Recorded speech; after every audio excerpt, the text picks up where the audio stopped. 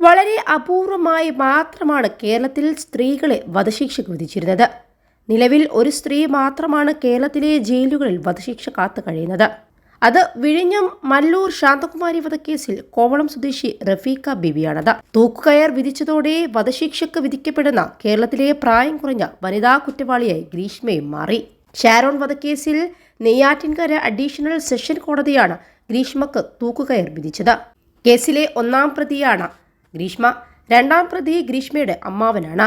2022 ഒക്ടോബറിൽ കേരളത്തെ ഞെട്ടിച്ച സംഭവമായിരുന്നു പാറശാല സ്വദേശിയായ ഷാരോണിന്റെ കൊലപാതകം. പ്രണയബന്ധത്തിലായിരുന്ന ഷാരോണിനെ ഗ്രീഷ്മ കഷായത്തിൽ കീടനാശിനി കലർത്തി നൽകി കൊലപ്പെടുത്തുകയായിരുന്നു. കേരളക്കര കണ്ട കൊലപാതക പരമ്പരകളിൽ നിന്നും വ്യത്യസ്തമായിരുന്നു ഈ കൊലപാതകം. ഷാരോണും ഗ്രീഷ്മയും വർഷങ്ങളായി പ്രണയത്തിലായിരുന്നു. ഷാരോണിനോട് വിശ്വാസവഞ്ചനയാണ് ഗ്രീഷ്മ ചെയ്തതെന്ന് കോടതിയും നിരീക്ഷിച്ചു. നന്നായി സ്നേഹിക്കുന്നവരെ പോലും വിശ്വസിക്കാൻ കഴിയാതെയായി എന്നും കോടതി പറഞ്ഞു. ഗ്രീഷ്മക്ക് ഒരു സൈനികന്റെ വിവാഹാലോചന വരികയും അത് ഉറപ്പിക്കുകയും ചെയ്തു.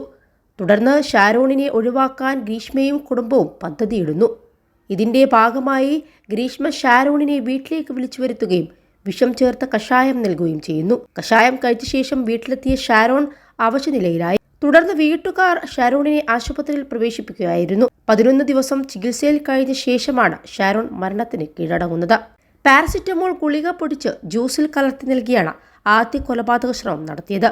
ജ്യൂസ് ചലഞ്ച് എന്ന പേരിൽ ഇത് നടപ്പാക്കിയെങ്കിലും ലക്ഷ്യം വിജയിച്ചില്ല. ജ്യൂസിന് കയ്പാണെന്ന് പറഞ്ഞ് ഷാരോൺ തുപ്പിക്കളഞ്ഞതോടെയാണ് ജ്യൂസ് ചലഞ്ച് പരാജയപ്പെട്ടത്. ഇതിന് പിന്നാലെയാണ് 21 ലക്ഷത്തോളം സന്തുഷ്ടരായ ഉപഭോക്താക്കളും 2 ലക്ഷത്തോളം തിമിര ശസ്ത്രക്രിയകളും പൂർത്തിയാക്കിയ മലബാറിലെ ഏക കണ്ണാശുപത്രി Al Salama high hospital, hospital road, Perinthalmanna. അടുത്ത അടവായി ഗ്രീഷ്മ വരുന്നത്. കഷായത്തിൽ വിഷം കലർത്തി നൽകി കൊലപ്പെടുത്താൻ തീരുമാനിച്ചു. അതും ആത്മാർത്ഥമായി സ്നേഹിക്കുന്നുണ്ടെന്ന് വരുത്തി തീർത്തതിനു ശേഷം. സംഭവ ദിവസം ഷാരോണുമായി സെക്സ് ചാറ്റ് ചെയ്തതിനു ശേഷം ലൈംഗിക ബന്ധത്തിൽ ഏർപ്പെടാനെന്നും വീട്ടിലേക്ക് വരാനും ഗ്രീഷ്മ ആവശ്യപ്പെട്ടു. ഈ വാട്സ്ആപ്പ് ചാറ്റിന്റെ തെളിവുകളും അന്വേഷണ സംഘം കോടതിയിൽ സമർപ്പിച്ചിട്ടുണ്ട്. ഷാരോൺ വീട്ടിലേക്ക് വരുന്നതിന് മുൻപ് തന്നെ ഗ്രീഷ്മ കഷായത്തിൽ കളനാശിനി കലർത്തി വെച്ചിരുന്നു.